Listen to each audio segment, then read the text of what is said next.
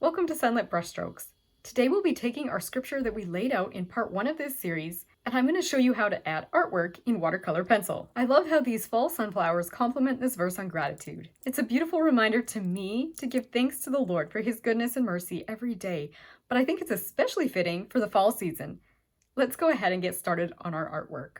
I've also created a free PDF download if you would like to follow along and you prefer to trace instead of draw. You can find that download in a link in the description below. Now, when it comes to figuring out where I want to put my artwork, I'm going to be working with a pencil and working very lightly, loosely, and just playing around to see where I want to put my shapes. I'm going to be looking for kind of openings or gaps kind of in this whole composition, which is going to be like, definitely there's a space here. So I will go ahead and what I'm doing is just some ellipses and circles to show where the center of my sunflowers are going to be. And I'm trying to avoid the symmetry on both sides being like, I don't want them to look the same. So I am changing things up, even though I have a nice gap there. I'm going to probably try and get 2 sunflowers in there and maybe a leaf.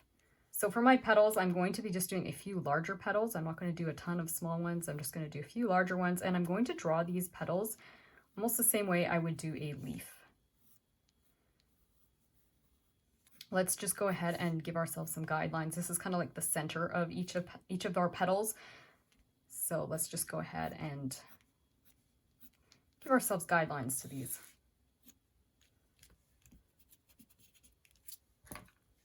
Let's do the front one first. And I'm making them like they're drooping, and the back ones are going to be shorter because they're kind of side profile, and so we can't see the full back petal.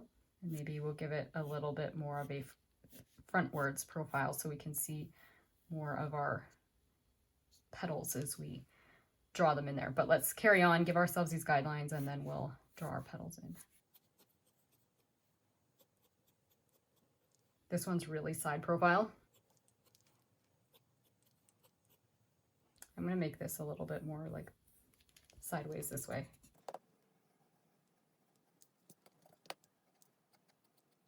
Okay, let's try this, see how it works.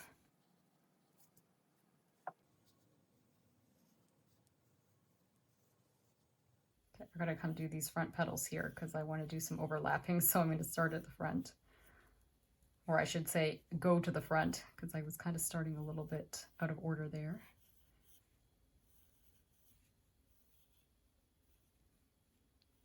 There we go. Now we can fit this petal behind.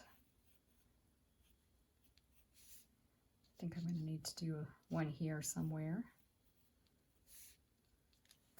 It'll just move them over a little bit. You can see why I'm using a pencil for this.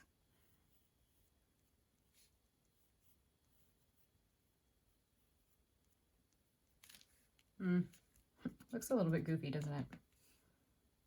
Or if I can just make these two a little bit bigger. Looks kind of goofy.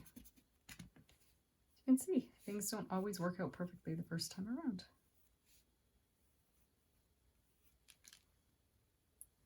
Not perfect, but we're going to leave it be for now. And I'm letting myself have a case of the shakes as I do this because I feel like it makes things look a little more natural. So I definitely don't try and keep a steady hand as I'm drawing.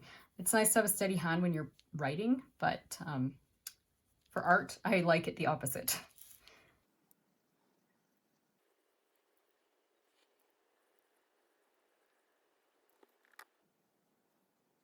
I'm going to give that petal an oblong look because I'm going to pretend that the tip of it is kind of drooped the other way.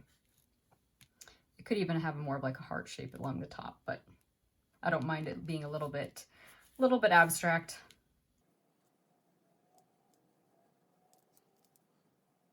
So I'm just going to go ahead and draw myself some stems, and then I'll do some leaves. And for the most part, I want to keep my sunflower leaves nice and big. Usually sunflower leaves are really big, and I also want them to contrast with the size of the leaves, or I should say the size of the petals on the sunflowers.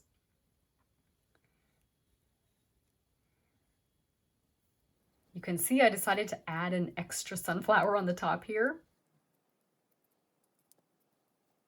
Now, I don't have a really strong rhyme or rhythm for where I lay things. I'm just trying to fill in gaps. as well as to avoid repeating the same thing on both sides of my picture.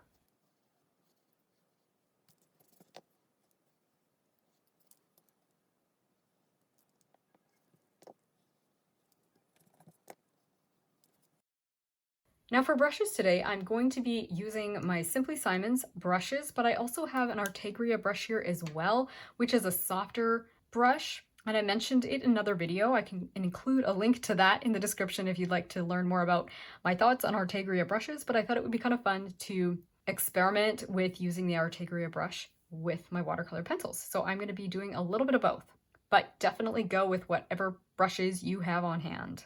For my sunflowers, I'm going to be using a variety of some Faber-Castell watercolor pencils.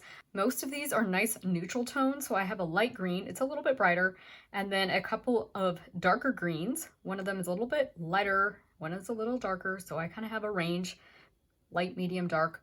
And then I have a range from yellow, orange, red, deep red, kind of a purple red, and then finally my dark indigo. But you could definitely do this project with brighter colors. To start out, I'm going to only use the lighter colors, so my bright green, my yellow, orange, and red. And I'm going to lay down my first layer with those, and then I'll come back over things and add some darker colors. Now what I'm going to do as I work is lift some of my drawing out with my kneadable eraser so that the graphite is very, very light. As you know, I usually like to draw in watercolor pencil when I'm going to be doing a watercolor pencil piece, but because I had to play with the composition, I did do it in pencil. So as I go, I'm going to be lifting some of that pencil out and then just coloring. And if I need to, I'll outline a little bit with the watercolor pencil. Otherwise, I'll just fill that shape in. So I'm going to create several colors of sunflowers here. I'm going to start with the yellow, then some orange, purple, and eventually I'll add some red tone sunflowers as well. I'm starting with my bright green to color these leaves.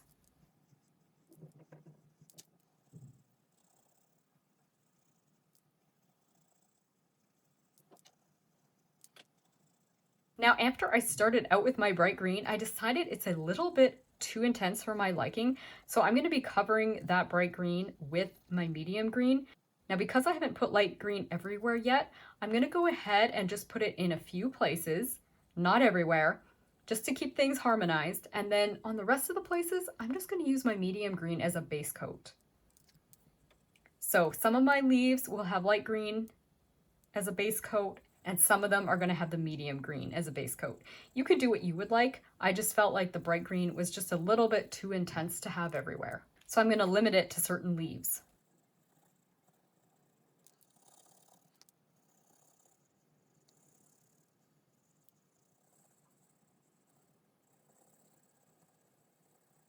It's always helpful if you're going to be working on the other side of your piece and you're going to be like putting your hand right on top of something you've already done, especially when it's lettering like this. It's always helpful to have a scrap of paper you can put under your hand just so you don't smudge things. And as I said, I'm just going to go in a few spots and put these bright green undertones to my leaves. I definitely don't want them everywhere, but because I did put some up here, I want to just every now and then put a few more.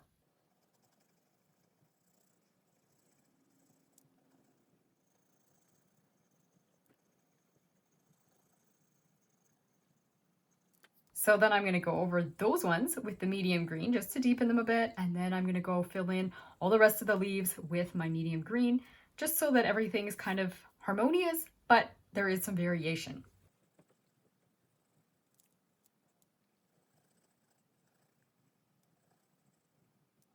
Now at this stage, I am feeling like my coloring is boring. This is a personal opinion. You can do what you would like. These ones I filled in pretty much solid, and I'm going to go in with some texture on the second layer. But some of these I want to actually start paying attention to the way I'm applying my pencil on the first layer. So instead of filling this in solid to start with, I'm going to start creating a little bit of variation, almost like I'm stroking all these little creases and folds within the petal. I'm creating those with my pencil on the first layer. So I'm actually coloring with more, if you want to say variation or texture within my strokes.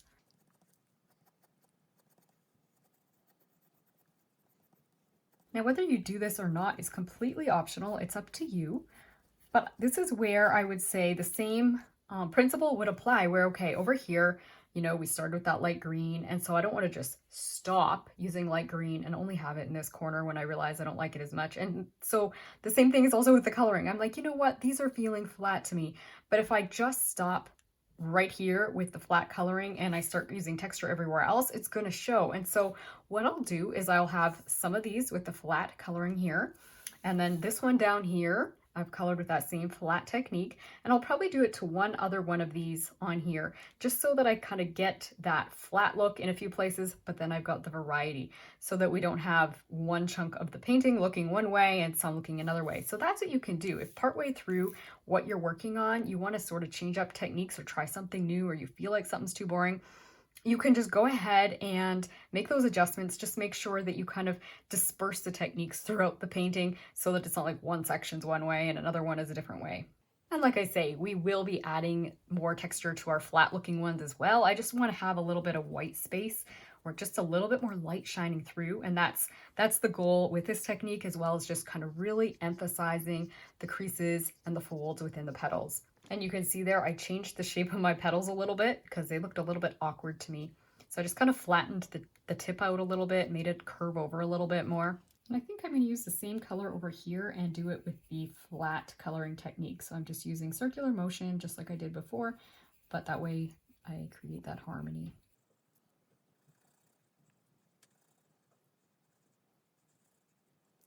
I don't know what you guys think about purple sunflowers, but I think they are beautiful.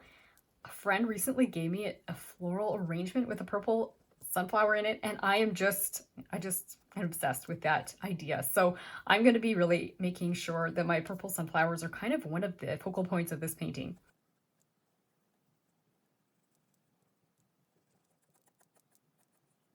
Because there's a lot of areas on this painting that are pretty redundant, I'm going to be speeding the video up, and then I'll slow it down when there's something interesting to share with you. And I would love to know your thoughts on the way I'm editing the videos right now. Are you finding them a good length for yourself? Are you finding you would like them to be even sped up more? Or am I speeding them up a little too much at times? I'm still trying to figure all of this out, so I welcome your feedback.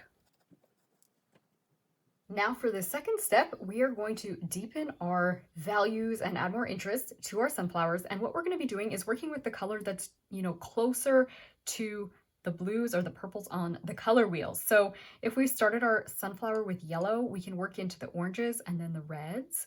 But if we've started our sunflower, for instance, these purple ones with purple, we're going to work into blue.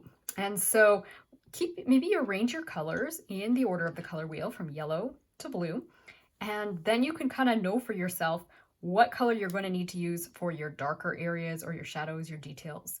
So I'm going to start with my yellow sunflower, and I'm going to build up the color in it. And sometimes you'll just need to use one other pencil, and other times you might want to grab, say, the orange and the red, or even a purple. I've actually got a couple of reds here. I should clarify. One that's a little bit more of a light rust color, and the other one that is more of a deep dark rust. Let me just tell you the names if you are using these ones.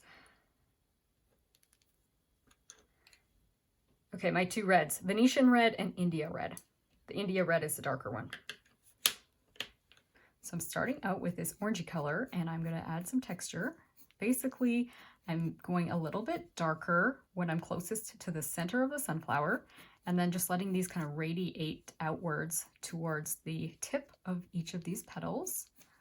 The other thing I'm going to do is, in some places, I'm going to show petals that are behind. And so I'm actually going to kind of slop that up a little bit. I'm going to make this one in front. This is just an eraser. I'm fixing it here. Making this one come in front, and then this petal behind here, or right beside it, is going to be a little bit behind it. So I'm just going to darken where the edges are meeting with my darker color, which is this orangey color. So just to emphasize that this one is in front. You could have done it even the other way, probably in this particular case, but I'm generally making the petal that seems like it's in front, and I'm emphasizing that by putting a little bit more of the darker color where the two petals are meeting, so that it pushes the further back one further back visually. And then, yes, just darkening things where they are closest to the center, and I'm using this motion now all the time of having just these, these little lines or the shadows kind of almost like radiating from the center of the sunflower. And again, let's emphasize this one's behind. And then I'm just going to carry on doing that same technique around all the petals of the sunflower. And then this is where, like I say, you could decide if you want to push things a little further. You could pick your next color. Let me just bring these up into the camera. Maybe I can slide them in the side here. So this is where I might pick my red. This is the orange color I was just using. So I might go ahead and pick this red here and just add a tiny little bit of it just for a little more interest closest to the center of the sunflower. Optional, but that's how you can kind of build up from your lightest to your darkest colors, is just decide, do you want to just go with one color, or do you want to go a little bit further or push things a little bit deeper by picking the third color as well. Either way is totally fine, and both will look pretty. But with this sunflower color being especially light, I want to deepen things. And you know what? I'm even going to come in here and just fill in this gap a little bit with my yellow gold color, because just looks like it's missing something. Okay. All right, so now that I'm working on this sunflower, and this one is more this orange color to start with, that means I'm going to be using this color as my second color, and then possibly this one. But let's go with this red first, which is the one we actually just finished using on our last sunflower. But we're going to go around and do more detail with it. Again, emphasizing the one that's behind by putting, or I should say de-emphasizing it in a way, by putting a little more shadow on it.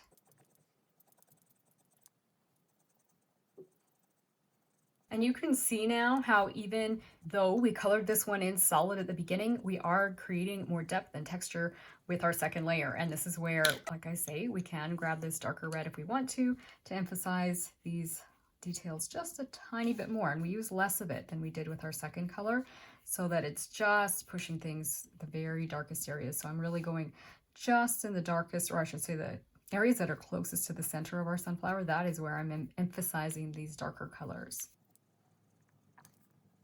Now for our purple sunflower, I'm thinking what I'm going to do, because I don't really have a lot of texture on this one yet, I'm going to start with my purple just so that I can emphasize these details first with the purple, because as you can see, I can put harder, like press a little harder and put a little more pressure on here and just deepen those a bit more with my purple. So I'm going to start with the purple, which is the same color I did my base coat with, but I don't want to go too crazy too soon with that blue. I really want this sunflower to still be purple, and if I add too much blue, it won't be purple anymore. So this is where I'm being a little more cautious. I can always add some deeper red into my shadow colors if I want, but let's start with the blue. And I'll see when I go to wet this, if the blue starts to stick out a little too strongly, that's where I could drop a tiny bit of our darker red in here. But I'm going to start with this blue color, and we'll see what happens when I go to wet it. That one's not the greatest example, it's so tiny. Let's move on to this one down here.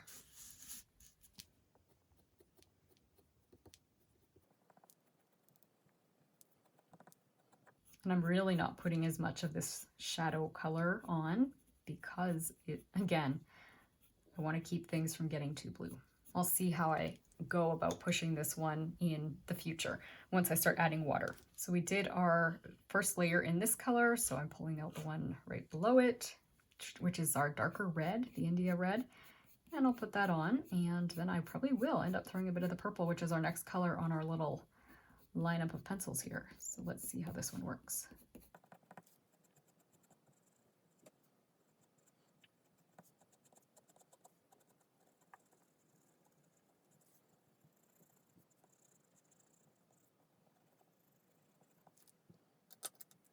So I'm going to go in with a tiny bit of purple, not too much. I don't want this to turn into a purple sunflower yet, or I should say at all, but I will put a little purple in here.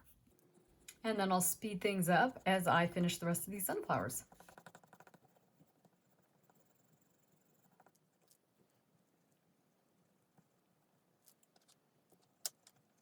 Now for creating the centers of our sunflower, we're going to want to make ourselves a really nice deep dark brown, and we're going to do that by mixing some colors. So I always pick my darkest colors, and so I've got my dark India red, which is kind of a rust color, my dark purple, my indigo blue, and a dark green.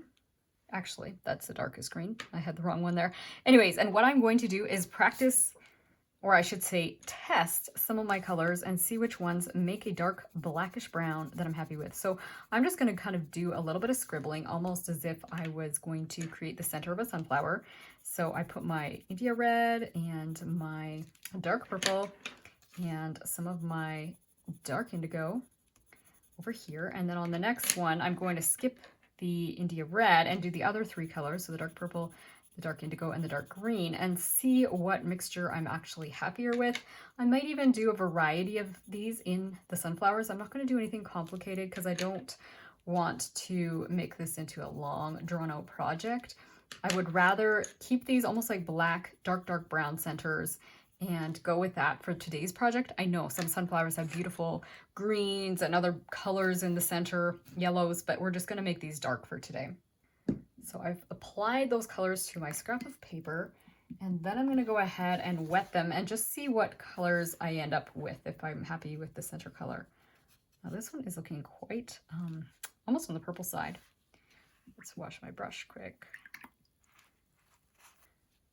That one is even more purple, so it really means I would probably need more green or more of my India red for this. Obviously, I'm getting too much of the reds and the blues together, and so the colors that have a little bit more of a yellow in them, which would be the green. Green has a touch of yellow, right? As well as the India red.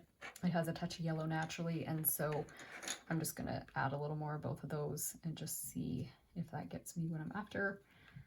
Not so much. Let's try a little more blue. And you can, if you want to, just use a brown color for this, or use a brown and just throw a little bit of these colors on top of the brown, and that'll get you the color you're after faster. When you use these three colors together, it is a very delicate balance between the two, and sometimes it can be a challenge to tell what you're gonna get until you add the water. That's one thing with watercolor pencils. You sometimes don't know exactly the mixture you're gonna get. But let's go ahead and scribble these into our sunflowers, knowing that we can kind of adjust things as well once we add water. All right, so let's just play and we'll see what we get. So I'm going to go into this one here, and I'm going to use a scribbly kind of motion that's in the direction of how the center of the sunflower would be. So something like this. You can kind of see I'm going around almost like the circle where everything's, yes, jagged, but kind of pointed upwards. And I'll just fill in that shape. I do want some of that texture. And then I'll maybe throw some green. Maybe we'll try one with that India red, the green, and the indigo and see what we think. To me, that's looking almost greenish right now. Maybe I'll throw, well, yeah, let's throw a little bit more of this red on top. I actually feel like I'm getting a bit dense. I want to leave a little bit of light shining through, I think. Now I know I've wet nothing else on this page yet, but I'm just wetting my brush. I'm going to dry it fairly well, and I'm actually going to just spread those bristles out a little bit by pinching it just near the ferrule, and things are really dry. And I'm almost going to use a little bit of a scrubbing motion to wet this because I want to have things, how do I explain it? But I don't want them to be overly blended. I want some of those colors to show through, and I want this to be a colorful dark center. Let's see if this is kind of what I'm after.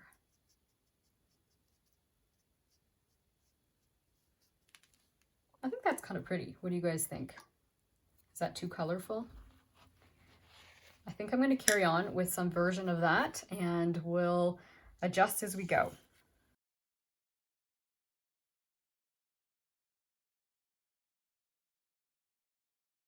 The smaller your sunflower, the less detail you're going to need. And sometimes I'm actually using all four. Sometimes I'm skipping the purple, just playing it by ear. So I'm going to finish these sunflower centers and then I'll be back.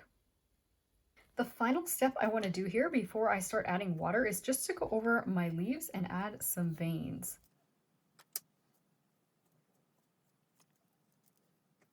I'm going ahead and using my darkest green, but in a few places I've thrown in a little bit of purple just to experiment. You can do what you'd like with your veins though.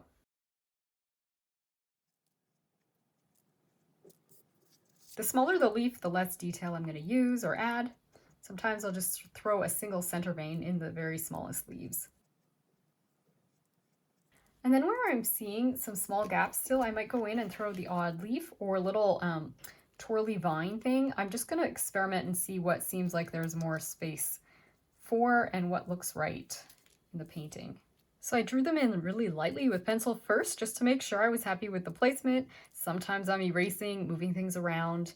And then finally, I'm just going over them with my two darker green watercolor pencils. And this leaf here, I feel like I could probably add more of my light green and just intensify things. This one is actually sticking out to me a bit like a sore thumb. I might be able to lift a little bit of the green out of it. Right now, it just feels super bold. And so what I'm gonna do again to create some kind of harmony in the painting is to make this one maybe a little bit bolder, just so that it feels like it's kind of connecting visually. But like I say, I might be able to also lift a little bit out of these super vibrant ones. I just feel like I want to start with it being a little more intense, and then I can do a bit of lifting on both of them as I need to.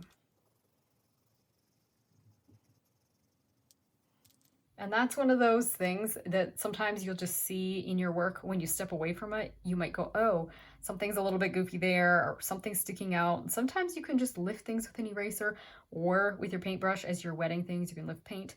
And other times you might want to intensify a shape later, or I should say somewhere else in the painting, so that they do sort of match each other.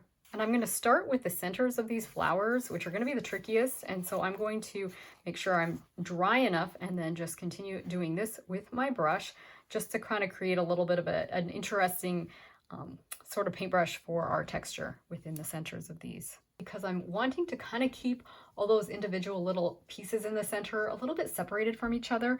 I don't want to just smush and blend them together. I really want to sort of have a little bit of that texture still showing. And so having my paintbrush a little bit this way should help with that.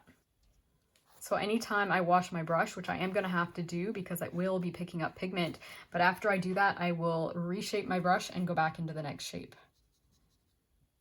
And this is where, if you want to know a little bit more about creating textures with watercolor pencils, you can sign up for my free workshop. It's a 2-part mini workshop on pencil technique. And in that workshop, we're going to first discuss how to apply those pencils dry. And then in the second part of that workshop, I'm going to show you ways that you can apply the water and blend, and you will be able to see a little bit of how I maintain my texture when I'm adding water.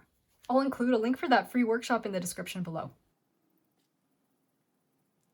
All right, I'm going to work on the leaves now, and I'm going to start in this area that is furthest, I should say, I'm not going to be dragging my hand through anything I've wet by starting over here. And I'm going to start with this section, and then I will work my way around the painting. If you've watched any of my watercolor pencil videos before, you know how I do it. I always start with my lightest sections first, and then I work my way into my darker sections. And I also will sometimes apply a little bit of an extra color of pigment. So in this case, I might even put a tiny bit of purple into my green here and let it just bleed around. So I'm doing this while the paint, or I should say the water, is still wet. The shape is still wet, and I'm just dropping a little bit of that purple in so that it harmonizes a little bit between the sunflower and the leaf. So I just lift a little bit off of my pencil using my brush.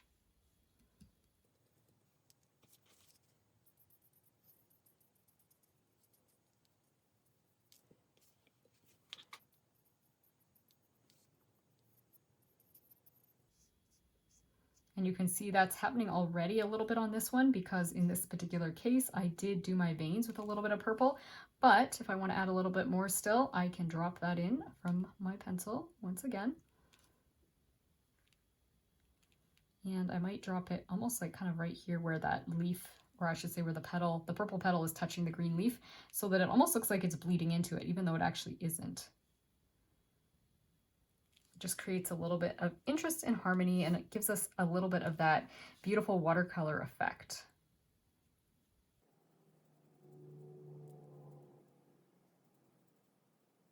Maybe this time I'll throw a bit of this orangey red color in. We'll see what we think of this. Sometimes you have to drop a little bit of extra water in as well to help those colors blend around after you get the extra color added in.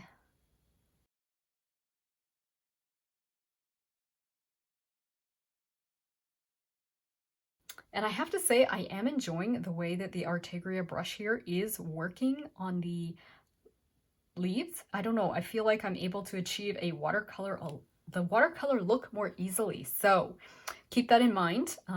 You can absolutely, as you know, use either brush because I've used the Simply Simons in most of my videos, but I'm just playing with these and seeing what I think about them. So just take note that so far they are working nicely with watercolor pencils.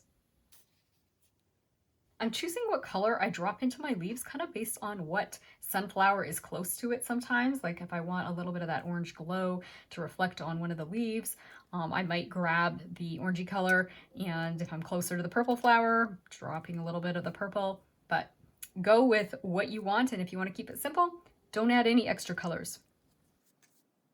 And there isn't always a really strong rhyme or reason for where I put my extra colors. Sometimes I'll put them on the side of the leaf, sometimes I'll put them at the base of a leaf, sometimes I'll apply a fair amount, sometimes I won't put much at all.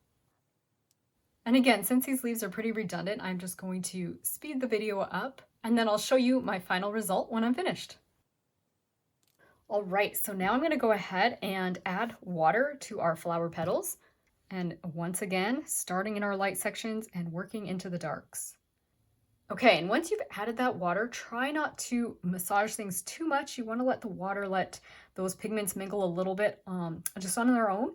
You don't want to overwork it with your brush. And then, if it still looks like it's maybe not moving enough, you can encourage around a little bit, but just try not to overwork. Now, the decision on whether to wet every single petal as it touches the one beside it is kind of up to you. But when you're really wet, like I am right now, I've got quite a lot of water on this soft brush, and it's that amount of water could sometimes make the petals almost like mush together.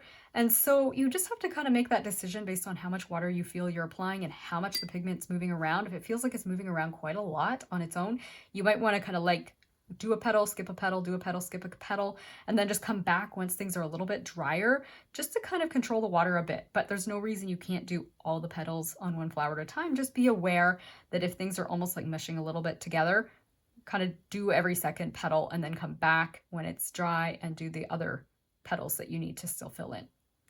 Now these purples are where I was a bit concerned with how things were going to mingle. So far, I think I'm okay with it. I could drop a little bit more of the reddish color in if I want to, if I feel like this purple is just a bit too deep a purple, or maybe too purpley a purple, if that's a word, too purpley a purple.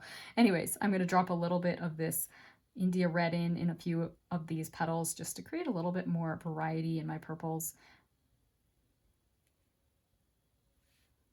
But that's totally optional because I do think that the purple itself was pretty beautiful as it was.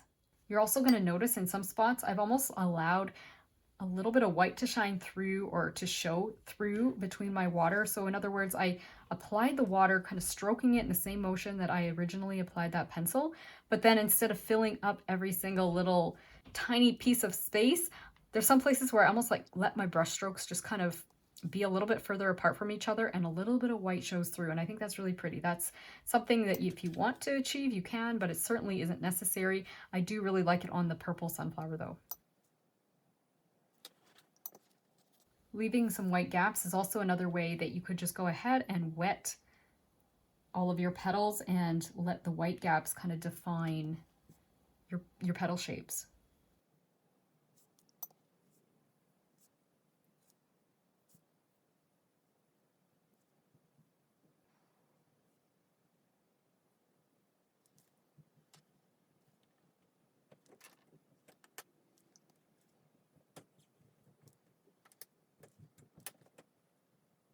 Depending on whether you used a watercolor pencil for your scripture verse or whether you did it in pen, you can decide if you would like to go ahead and add water to those letters. I personally am not sure if I like that look. I practiced a little bit on a scrap here, and it is pretty. It just has definitely a different look. So experiment a little bit with writing some of your words from your verse on maybe another piece of paper, wet them, and just see if you like that effect before you decide if you want to do that on your whole painting. I personally think I kind of like it just the way that it is, but again, do what you would like to do. Finally, at the very end, if you do feel like it needs a little bit of something to kind of add detail, like maybe some of your shapes did get a bit mushed together, I feel like for me, that happened a little bit right here. These two petals here are kind of a little bit almost too blended. So that's where you can pick one of your darker colors that you used. So probably, maybe even in this case, I'm going to need both of my reddish oranges and just kind of fill in a little bit of the definition here, or help define that front petal. Yeah, I think that's a little bit better. Maybe put a little bit on top as well so it doesn't look completely lonesome. And then, yeah, you can just go in with a tiny bit of water and just gently blend. You want to probably not leave it completely dry, but just be really careful as you blend so that you don't lose the definition that you just created. The opposite is also true. In this particular case, I felt like this sunflower was almost just a tiny little bit too dark. And so I'm just using a firmer brush, lifting and dabbing just very gently with first the wet brush and then a paper towel, just to kind of lift a little bit of the pigment out on one side of the sunflower, just so that it's not quite as dark and dense looking. I hope this tutorial has brought a little taste of God's beauty and peace into your everyday life, and that it's inspired you to celebrate this upcoming season with gratitude and to continue enjoying your own creative journey. See you again soon. Bye!